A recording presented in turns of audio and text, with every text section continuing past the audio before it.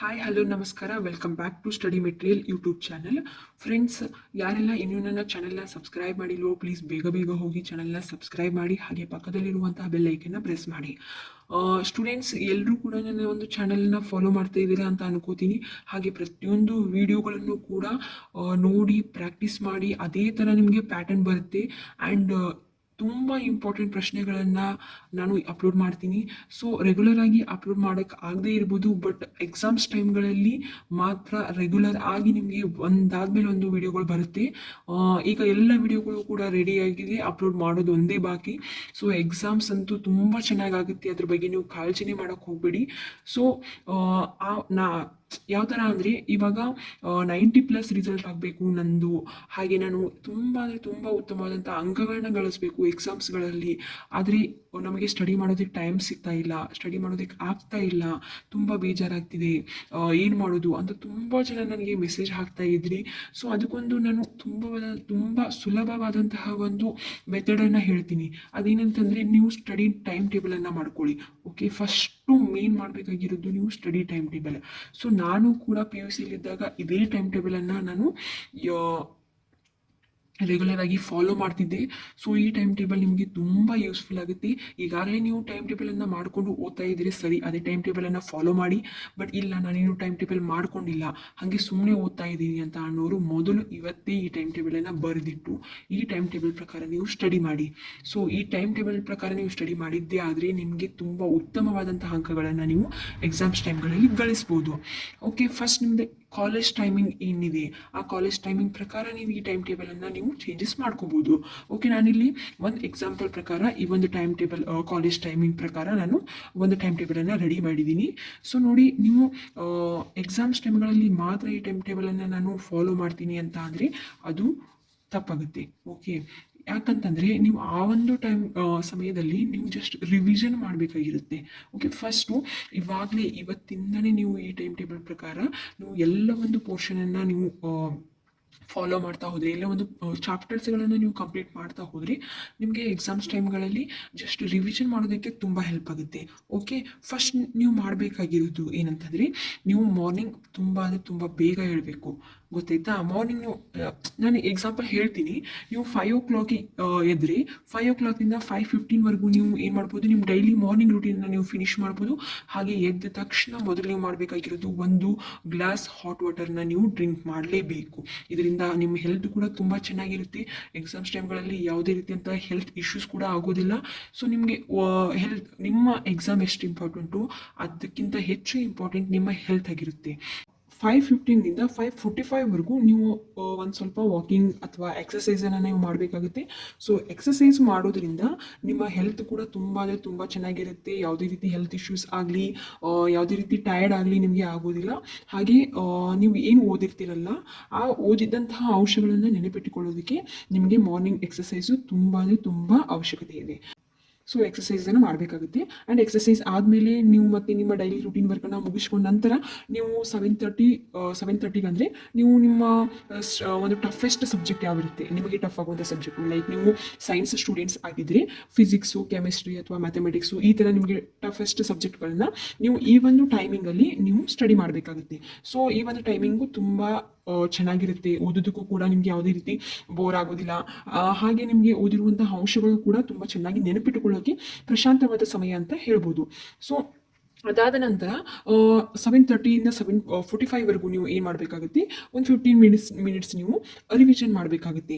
ಈಗ ಯಾವುದೇ ಒಂದು ಸಬ್ಜೆಕ್ಟ್ ಓದಿದ್ರೂ ಕೂಡ ನೀವು ರಿವಿಷನ್ ಮಾಡಲಿಲ್ಲ ಅಂತಂದರೆ ಆ ಓದಿದಂತಹ ಅಂಶಗಳು ನಿಮಗೆ ಯಾವುದೂ ನೆನಪಿಟ್ಕೊಳ್ಳೋದಕ್ಕೆ ಸಾಧ್ಯನೇ ಆಗೋದಿಲ್ಲ. ಸೊ ನೀವು ಏನು ಓದಿರ್ತೀರಲ್ಲ ಆ ಒಂದು ಅಂಶಗಳನ್ನು ಒಂದು ಸ್ವಲ್ಪ ಹೊತ್ತು ಕಣ್ಮುಚ್ಚಿಕೊಂಡು ನಾ ಏನು ಓದಿದೆ ಇವತ್ತು, ಅದರಲ್ಲಿ ಯಾವ ಪಾಯಿಂಟ್ಗಳು ಇನ್ಕ್ಲೂಡ್ ಆಗಿದ್ವು. ಸೊ ಈ ಥರ ನಿಮಗೆ ಕೆಲವೊಂದಷ್ಟು ಇಂಪಾರ್ಟೆಂಟ್ ಪಾಯಿಂಟ್ಗಳನ್ನು ನೀವು ರಿವಿಷನ್ ಮಾಡ್ಕೊಂಡಿದ್ದಾದ್ರೆ ಅದು ನಿಮಗೆ ಯಾವತ್ತೂ ಕೂಡ ಮರೆಯೋದಕ್ಕೆ ಸಾಧ್ಯನೇ ಆಗೋದಿಲ್ಲ. ಸೊ ಅದಾದ ನಂತರ ನೀವು 7:45 8:30 ನೀವು ಒಂದು ಸ್ವಲ್ಪ ಬ್ರೇಕ್ ತೊಗೊಂಡು ನೀವು ಬ್ರೇಕ್ಫಾಸ್ಟ್ ಮಾಡ್ಕೋಬೋದು, ಇಲ್ಲ 1 ಕಪ್ ಟೀ ಅಥವಾ ಕಾಫಿ ಈ ಥರ ನೀವು ತಗೋಬೋದು ಆ ಒಂದು ಟೈಮಿಂಗಲ್ಲಿ. ಓಕೆ, ಯಾವುದೇ ಒಂದು ವಿಷಯವನ್ನು ಕಂಟಿನ್ಯೂ ಆಗಿ ಯಾವುದು ಸ್ಟಡಿ ಮಾಡೋದಕ್ಕೆ ಹೋಗಬಾರ್ದು. ಒಂದು 10 ಮಿನಿಟ್ಸ್ ಆಗಿರ್ಬೋದು ಅಥವಾ 15 ಮಿನಿಟ್ಸ್ ಆಗಿರ್ಬೋದು, ನಿಮಗೆ ಅಂತ ನೀವು ಟೈಮ್ ಕೊಟ್ಟು ಒಂದು ಬ್ರೇಕ್ ತೊಗೊಂಡು ಆ ಒಂದು ಸಮಯದಲ್ಲಿ ನೀವು ಏನಾದರೂ ಆ್ಯಕ್ಟಿವಿಟೀಸ್ ಆಗಿರ್ಬೋದು ಅಥವಾ ಬ್ರೇಕ್ಫಾಸ್ಟ್ ಆಗಿರ್ಬೋದು, ಹೆಲ್ದಿ ಫುಡ್ಡನ್ನು ನೀವು ತೊಗೊಳ್ಳೋದಾಗಿರ್ಬೋದು, ಈ ಥರ ಮಾಡಿದರೆ ನಿಮಗೆ ತುಂಬ ಒಳ್ಳೆಯದು. ಸೊ 8:30 ನಿಮಗೆ ಕಾಲೇಜ್ ಇದ್ದರೆ, ಇನ್ ಕೇಸ್ 8:30ಗೆ ನಿಮ್ಗೆ ಕಾಲೇಜ್ ಅಂದರೆ 8:30 ಇಲ್ಲ, ಸೊ ಈ 9 o'clock 9:30 ಇದನ್ನು ನಿಮಗೆ ಕಾಲೇಜ್ ಸ್ಟಾರ್ಟ್ ಆಗೋದಿದ್ರೆ ನೀವು 8:30ಗೆ ನೀವು ರೆಡಿಯಾಗಿ ಕಾಲೇಜ್ಗೆ ಹೋಗ್ಬೋದು. ಇದಷ್ಟು ನಾನು ಈ ಒಂದು ಟೈಮಿಂಗಲ್ಲಿ ಕಾಲೇಜ್ಗೆ ಹೋಗೋರಿದ್ರೆ, ಅಂದರೆ 8:30ಗೆ ನೀವು ಮನೆಯಿಂದ ಬಿಡೋದಿದ್ರೆ 8:30ಗೆ ಈ ಒಂದು ಟೈಮಿಂಗ್ ಸಮಯದಲ್ಲಿ ನೀವು ಕಾಲೇಜ್ಗೆ ಹೋಗೋರಿದ್ರೆ ಈ ಒಂದು ಟೈಮ್ ಟೇಬಲನ್ನು ನೀವು ಫಾಲೋ ಮಾಡ್ಬೋದು.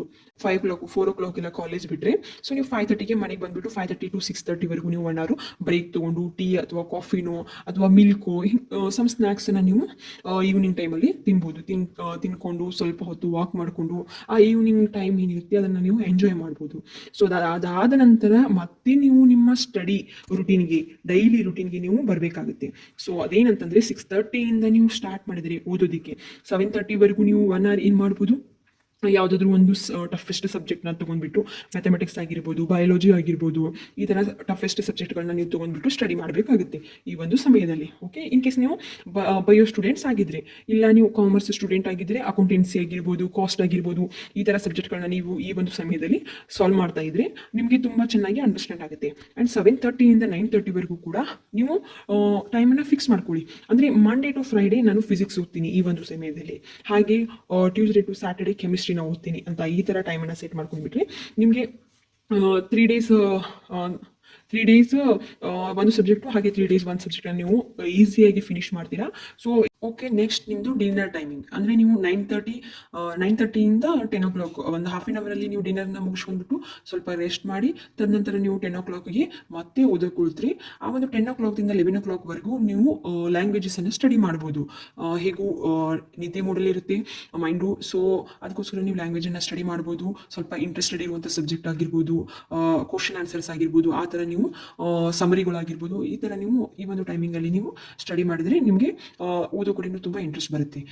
ಇಲ್ಲ ಅಂತ ಅಂದರೆ ನೀವು ಓಲ್ ಡೇ ಏನು ಸ್ಟಡಿ ಮಾಡಿರ್ತೀರಲ್ವ, ಸೊ ಆ ಒಂದು ಸಬ್ಜೆಕ್ಟ್ಗಳು ಏನಿರುತ್ತೆ ಅದನ್ನು ನೀವು ರಿವಿಷನ್ ಮಾಡ್ಕೋಬೋದು ಈ ಒಂದು ಸಮಯದಲ್ಲಿ. ಸೊ ಓಕೆ, ನೆಕ್ಸ್ಟ್ ನೀವು 11 o'clockಗೆ ಮಲ್ಕೊಂಡ್ರೆ ನೆಕ್ಸ್ಟ್ ಮಾರ್ನಿಂಗ್ ಸೇಮ್ ರುಟೀನಿಂದು ಸ್ಟಾರ್ಟ್ ಆಗುತ್ತೆ. ಓಕೆ, ಈ ಒಂದು ಏನು ಟೈಮ್ ಟೇಬಲ್ ಇದೆ, ಈ ಟೈಮ್ ಟೇಬಲನ್ನು ನೀವು ಮೈಂಡಲ್ಲಿ ಫಿಕ್ಸ್ ಆಗಿ ಇಟ್ಕೊಂಡ್ಬಿಡಿ. ಓಕೆ, ಈ ಟೈಮ್ ಟೇಬಲನ್ನು ನೀವು ಮೈಂಡಲ್ಲಿ ಫಿಕ್ಸ್ ಆಗಿ ಇಟ್ಕೊಂಡ್ರಿ ನಿಮಗೆ ಯಾವುದೇ ರೀತಿಯಾದಂತಹ ಎಕ್ಸಾಮ್ಸ್ ಟೈಮ್ಗಳಲ್ಲಿ ನಾವು ಕಡಿಮೆ ಮಾರ್ಕ್ಸನ್ನು ಗಳಿಸ್ಬೋದು ಅನ್ನುವಂಥ ಒಂದು ಟೆನ್ಷನ್ ಇರೋದಿಲ್ಲ. ಹೇಗೆ ಓದಬೇಕು, ಯಾವ ಥರ ಓದಬೇಕು ಅನ್ನೋಂತಹ ಒಂದು ಗೊಂದಲಗಳು ಯಾವುದೂ ಇರೋದಿಲ್ಲ. ಸೊ ನೀವು ತುಂಬ ಚೆನ್ನಾಗಿ ಸ್ಟಡಿ ಮಾಡ್ಬೋದು. ಅದೇ ರೀತಿಯಾಗಿ ನೀವು ಕ್ವಿಕ್ಕಾಗಿ ಎಲ್ಲ ಒಂದು ಸಬ್ಜೆಕ್ಟ್ಗಳನ್ನು ನೀವು ಸಾಲ್ವ್ ಮಾಡ್ಬೋದು. ಇದ್ರ ಜೊತೆಗೆ ನೀವು ಏನು ಮಾಡಬೇಕಾಗುತ್ತೆ, ಮಾಡೆಲ್ ಕ್ವಶನ್ ಪೇಪರ್ಸ್ನ ನೀವು ಸಾಲ್ವ್ ಮಾಡಬೇಕಾಗುತ್ತೆ. ಒಂದು 4 to 5 years ಬ್ಯಾಕ್ ಇರುವಂತಹ ಮಾಡೆಲ್ ಕ್ವಶನ್ ಪೇಪರ್ಸ್ನ ನೀವು ಸಾಲ್ವ್ ಮಾಡಿದರೆ ನಿಮಗೆ ಒಂದು ಐಡಿಯಾ ಬರುತ್ತೆ ಯಾವ ಥರ ಕ್ವಶನ್ ಪ್ಯಾಟರ್ನ್ ಇರುತ್ತೆ, ಎಕ್ಸಾಮ್ ಪ್ಯಾಟರ್ನ್ ಯಾವ ಥರ ಇರುತ್ತೆ, ಕ್ವಶನ್ಗಳನ್ನು ಯಾವ ಒಂದು ಸಬ್ಜೆಕ್ಟಲ್ಲಿ ಯಾವ ಒಂದು ಟಾಪಿಕ್ ಮೇಲೆ ಕ್ವಶನ್ಗಳನ್ನು ಕೇಳ್ತಾರೆ ಅನ್ನೋದು ನಿಮಗೆ ಸ್ವಲ್ಪ ಅದ್ರ ಬಗ್ಗೆ ಒಂದು ಸ್ವಲ್ಪ ಐಡಿಯಾ ಬರುತ್ತೆ. ಸೊ ನೀವು ಅದನ್ನು ಮಾಡೆಲ್ ಕ್ವಶನ್ ಪೇಪರ್ಸನ್ನು ಸಾಲ್ವ್ ಮಾಡೋದ್ರಿಂದ ನೀವು ಈಸಿಯಾಗಿ ಕ್ಯಾಚ್ ಮಾಡ್ಬೋದು. ಈ ಒಂದು ಸಬ್ಜೆಕ್ಟ್ ಮೇಲೆ ಇದು ಪಕ್ಕ ಬಂದೇ ಬರುತ್ತೆ ಕ್ವಶನ್ ಆಗಿರ್ಬೋದು. ರಿಪೀಟೆಡ್ ಆಗಿರುವಂತಹ ಕ್ವಶನ್ನ ನೀವು ರಿಪೀಟೆಡ್ ಆಗಿರುವಂಥ ಕ್ವಶನ್ಗಳ ಬಗ್ಗೆ ನೀವು ಹೆಚ್ಚು ಇಂಟ್ರೆಸ್ಟ್ ತೋರಿಸಿದ್ರೆ ನಿಮಗೆ ಎಕ್ಸಾಮ್ಗಳಲ್ಲಿ ಆ ಕ್ವಶನ್ಗಳು ಏನಾದರೂ ಬಂದರೆ ನೀವು ಈಸಿಯಾಗಿ ಸಾಲ್ವ್ ಮಾಡ್ಬೋದು. ಓಕೆ, ಮಾಡೆಲ್ ಕ್ವಶನ್ ಪೇಪರ್ ಆಯಿತು. ಹಾಗೆ ನೀವು ಯಾವ ಒಂದು ಟಾಪಿಕ್ ಇರುತ್ತೆ, ಟಫೆಸ್ಟ್ ಟಾಪಿಕ್ ಆಗಿರ್ಬೋದು, ಇಂಪಾರ್ಟೆಂಟ್ ಟಾಪಿಕ್ ಆಗಿರ್ಬೋದು, ಆ ಇಂಪಾರ್ಟೆಂಟ್ ಟಾಪಿಕನ್ನು ನೀವು ಅಂಡರ್ಲೈನ್ ಮಾಡಬೇಕಾಗುತ್ತೆ. ಸೊ ಈ ಥರ ಅಂಡರ್ಲೈನ್ ಮಾಡಿಕೊಂಡು ನೀವು ಓದೋದ್ರಿಂದ ನಿಮಗೆ ಆ ಒಂದು ಪೇಜ್ನಲ್ಲಿ ಆ ಒಂದು ಟಾಪಿಕ್ ಮೇಲೆ ನಿಮಗೆ ಥಟ್ಟಂತ ಕಣ್ಣು ಹೋಗುತ್ತೆ. ಹಾಗೆ ಅಂಡರ್ಲೈನ್ ಮಾಡಿದಂಥ ವರ್ಡ್ಗಳೇನಿರುತ್ತೆ, ಸೆಂಟೆನ್ಸ್ಗಳೇನಿರುತ್ತೆ ನಿಮ್ಮ ಮೈಂಡಲ್ಲಿ ಫಿಕ್ಸ್ ಆಗಿ ಉಳಿದ್ಬಿಡುತ್ತೆ. ನೀವು ಈಸಿಯಾಗಿ ಆ ಒಂದು ಸಬ್ಜೆಕ್ಟ್ ಆಗಿರ್ಬೋದು, ಟಾಪಿಕ್ ಆಗಿರ್ಬೋದು ಈಸಿಯಾಗಿ ನೀವು ಕ್ಯಾಚ್ ಮಾಡ್ಬೋದು. ಅಂಡರ್ಲೈನ್ ಮಾಡಿ ಇಟ್ಕೊಂಡ್ಬಿಟ್ರೆ ನಿಮಗೆ ಮರೆಯೋದಕ್ಕೆ ಸಾಧ್ಯನೇ ಆಗೋದಿಲ್ಲ. ತುಂಬ ನೆನಪಲ್ಲಿ ಇಟ್ಕೊಳ್ಳೋದಕ್ಕೆ ನಿಮಗೆ ಯೂಸ್ ಆಗುತ್ತೆ. ಇದು ಅಂಡರ್ಲೈನ್ ಮಾಡಿ ಇಟ್ಕೋಬೋದು. ಅದೇ ಥರ ನೀವು ಇನ್ನು ಹೇಗೆ ನಾವು ಸಬ್ಜೆಕ್ಟ್ಗಳನ್ನ ನೆನಪಲ್ಲಿ ಇಟ್ಕೊಳ್ಳೋದು, ಎಷ್ಟು ಓದಿದ್ರು ಕೂಡ ಎಕ್ಸಾಮ್ಸ್ ಟೈಮ್ಗಳಲ್ಲಿ ನೆನಪಾರುತ್ತೆ. ಯಾವುದೇ ರೀತಿಯಾದಂತಹ ಟಾಪಿಕ್ಗಳು ನೆನಪಿಗೆ ಬರೋದಿಲ್ಲ ಅಂತ ಅನ್ನೋರು ಕೂಡ ನೀವೇನು ಮಾಡ್ಬೋದು, ನಿಮ್ಮ ಫ್ರೆಂಡ್ಸ್ ಜೊತೆಗೆ ಆ ಒಂದು ಟಾಪಿಕ್ ಬಗ್ಗೆ ನೀವು ಯಾವಾಗಲೂ ಆ ಒಂದು ಟಾಪಿಕ್ ಬಗ್ಗೆ ನೀವು ಡಿಸ್ಕಷನ್ ಮಾಡಬೇಕು. ಹಾಂ, ಈಗ ನಾವೊಂದು ಟಾಪಿಕ್ ಬಗ್ಗೆ ಹೇಳ್ತೀನಿ, ಸೊ ನೀ ಕೇಳು, ಅದಾದ ನಂತರ ನೀವೊಂದು ಟಾಪಿಕ್ ಬಗ್ಗೆ ಹೇಳು. ಈ ಥರ ನೀವು ಮಾತಾಡಿಕೊಂಡು ಆ ಒಂದು ಟಾಪಿಕ್ ಬಗ್ಗೆ ನೀವು ಡಿಸ್ಕಷನ್ ಮಾಡಿದ್ದಾದರೆ ನಿಮಗೆ ಈಸಿಯಾಗಿ ಆ ಒಂದು ಕ್ವಶನ್ಸ್ ಆಗಿರ್ಬೋದು, ಟಾಪಿಕ್ ಆಗಿರ್ಬೋದು ನೆನಪಲ್ಲಿರುತ್ತೆ. ಫ್ರೆಂಡ್ಸ್ ಜೊತೆ ನೀವು ಡಿಸ್ಕಷನ್ ಮಾಡಬೇಕು. ಓಕೆ, ಫಸ್ಟ್ ಒಂದು ಮಾಡೋ ಕ್ವಶನ್ ಪೇಪರ್ನ ಸಾಲ್ವ್ ಮಾಡಿ, ನೆಕ್ಸ್ಟ್ ಇಂಪಾರ್ಟೆಂಟ್ ಟಾಪಿಕನ್ನು ಅಂಡರ್ಲೈನ್ ಮಾಡಿ ಇಟ್ಕೊಳ್ಳಿ. ಥರ್ಡ್ ಒನ್ ಫ್ರೆಂಡ್ಸ್ ಜೊತೆ ನೀವು ಡಿಸ್ಕಷನ್ ಮಾಡಿ. ತದನಂತರ ಫೋರ್ತ್ ಒನ್ ನೀವು ಏನು ಮಾಡ್ಬೋದು, ರೆಕಾರ್ಡ್ ಮಾಡಿ ಇಟ್ಕೊಳ್ಳೋದು. ಓಕೆ, ರೆಕಾರ್ಡ್ ಅಂದರೆ ನೀವು ಯಾವ ಒಂದು ಟಾಪಿಕನ್ನು ನೀವು ಓದ್ತಾ ಇರ್ತೀರಲ್ವಾ, ಅದನ್ನು ಸ್ವಲ್ಪ ಲೌಡ್ ವಾಲ್ಯೂಮಲ್ಲಿ ನೀವು ಓದ್ಬಿಟ್ಟು ಅದನ್ನು ರೆಕಾರ್ಡ್ ಮಾಡಿಟ್ಕೊಂಡು ಬ್ಲೂಟೂತ್ ಅಥವಾ ಇಯರ್ಫೋನನ್ನು ಯೂಸ್ ಮಾಡಿ ನೀವು ಜರ್ನಿ ಮಾಡುವಂಥ ಟೈಮಲ್ಲಿ, ಅಂದರೆ ಹೋಮ್ದಿಂದ ಕಾಲೇಜ್ ಟು ಟೈಮಿಂಗ್ ಏನಿರುತ್ತೆ ಆ ಒಂದು ಟೈಮಿಂಗಲ್ಲಿ ನೀವು ಆ ರೆಕಾರ್ಡನ್ನು ನೀವು ಪದೇ ಪದೇ ಕೇಳೋದ್ರಿಂದ ನಿಮಗೆ ಮೈಂಡಲ್ಲಿ ಅದು ಫಿಕ್ಸ್ ಆಗಿಬಿಡುತ್ತೆ. ಆ ಒಂದು ಟಾಪಿಕ್ ಆಗಿರ್ಬೋದು, ಕ್ವಶನ್ ಆನ್ಸರ್ ಆಗಿರ್ಬೋದು, ಫಾರ್ಮುಲಾಸ್ ಆಗಿರ್ಬೋದು, ಈ ಥರ ನೀವು ರೆಕಾರ್ಡ್ ಮಾಡಿ ಇಟ್ಕೊಂಡು ಕೇಳೋದ್ರಿಂದ ನಿಮಗೆ ಕೇಳಿದ್ದು ಜಾಸ್ತಿ ನೆನಪಲ್ಲಿರುತ್ತೆ. ಓಕೆ, ನೀವು ಯಾವುದೇ ಒಂದು ಟಾಪಿಕ್ ಬಗ್ಗೆ ಕೇಳಿರ್ತೀರಾ ಅಂದಮೇಲೆ ಅದು ಮೈಂಡಲ್ಲಿ ಫಿಕ್ಸ್ ಆಗಿ ಕೂತ್ಬಿಡುತ್ತೆ. ನಿಮಗೆ ಎಕ್ಸಾಮ್ಸ್ ಟೈಮ್ಗಳಲ್ಲಿ ತುಂಬ ಈಸಿಯಾಗಿ ಕ್ವಶನ್ ಆನ್ಸರ್ನ ಸಾಲ್ವ್ ಮಾಡೋದಕ್ಕೆ ಯೂಸ್ ಆಗುತ್ತೆ ಅಂತ ಹೇಳ್ತೀನಿ. ಸೊ ನೋಡಿ, ರೆಕಾರ್ಡ್ ಮಾಡಿ ಇಟ್ಕೊಳ್ಳೋದು ಕೂಡ ಒಂದು ಬೆಟರ್ ಆಪ್ಷನ್ ಅಂತ ಹೇಳ್ಬೋದು. ನೆಕ್ಸ್ಟ್ ಏನಂತ ಅಂದರೆ, ನೀವು ಇವಾಗ 40 ಮಿನಿಟ್ಸ್ ಓದ್ತೀರಾ ಅಂತ ಇಟ್ಕೊಳ್ಳಿ. 40 ಮಿನಿಟ್ಸ್ ಓದಿದ ಮೇಲೆ ಐಸ್ ಕ್ಲೋಸ್ ಮಾಡಿ ಅದನ್ನು ರಿವಿಷನ್ ಮಾಡ್ಕೊಳ್ಳಿ. ಓಕೆ, 40 ಮಿನಿಟ್ಸ್ ಓದಿದ್ದನ್ನು ರಿವಿಷನ್ ಮಾಡಿ. ಸಾರಿ, ನನ್ನ ಹ್ಯಾಂಡ್ ರೈಟಿಂಗ್ ಸ್ಪೀಡ್ ಆಗ್ತಿದೆ, ಸೊ ಅದಕ್ಕಾಗಿ ಸರಿ ಆಗ್ತಾ ಇಲ್ಲ. ನೀವು ಟಾಪಿಕ್ ಕಡೆ ಗಮನ ಕೊಡಿ, ನಿಮಗೆ ಎಲ್ಲ ಅರ್ಥ ಆಗುತ್ತೆ. ಓಕೆ, 40 ಮಿನಿಟ್ಸ್ ಓದ್ತೀರಾ ಅಂದಮೇಲೆ ತದನಂತರ ಬುಕ್ಕನ್ನು ಕ್ಲೋಸ್ ಮಾಡಿ ಐಸ್ ಕ್ಲೋಸ್ ಮಾಡಿ ಸ್ವಲ್ಪ ಹೊತ್ತು ಅದ್ರ ಕಡೆ ಲಕ್ಷ್ಯ ಕೊಡಿ. ಅಂದರೆ ಅದನ್ನು ರಿವಿಷನ್ ಮಾಡಿ. ಹಾಂ, ನಾನು ಯಾವ ಟಾಪಿಕ್ ಬಗ್ಗೆ ಓದಿದೆ, ಯಾವ ಕ್ವಶನ್ ಆನ್ಸರ್ ಓದಿದೆ ಅಂತ ನಿಮ್ಮೊಳಗೆ ನೀವು ಅದನ್ನು ರಿವಿಷನ್ ಮಾಡ್ಕೊಳ್ತಾ ಹೋಗಿ. ಈ ರೀತಿ ಮಾಡೋದ್ರಿಂದನೂ ಕೂಡ ನೀವು ಓದಿರೋದು ತುಂಬ ಸುಲಭವಾಗಿ ನೆನಪಲ್ಲಿರುತ್ತೆ. ಹಾಗೆ ನಿಮಗೆ ಪಿಕ್ಚರ್ಸ್ ಆಗಿರ್ಬೋದು, ಇಮೇಜಸ್ ರೂಪದಲ್ಲಿ ನೀವು ಅದನ್ನು ನೆನಪಿಟ್ಟುಕೊಂಡ್ರೆ ಇನ್ನೂ ಸುಲಭ ಆಗುತ್ತೆ ಅಂತ ಹೇಳ್ಬೋದು. ಅಥವಾ ಹೆಂಗಾಗುತ್ತೆ ಅಂತ ಅಂದರೆ, ಓದಿರ್ತೀರಲ್ವಾ, ಆ ಓದಿದಂಥ ಅಂಶಗಳನ್ನ ನೀವು ಒಂದ್ಸಲ ಬರೆದು ತೆಗೆಯೋದು ಕೂಡ ಉತ್ತಮ ಅಂತ ಹೇಳ್ಬೋದು. ಯಾಕಂತಂದರೆ 4 ಸಲ ಓದೋದು 1 ಸಲ ಬರೆಯೋದಕ್ಕೆ ಸಮ ಅಂತ ಹೇಳ್ತಾರೆ. ಸೊ ನೀವು ಏನು ಮಾಡ್ತೀರಲ್ವಾ, 6 ಪಾಯಿಂಟ್ ಅದೇ. ಇವಾಗ ನೀವು ಓದಿದ್ದನ್ನು ರೈಟ್ ಮಾಡಿ.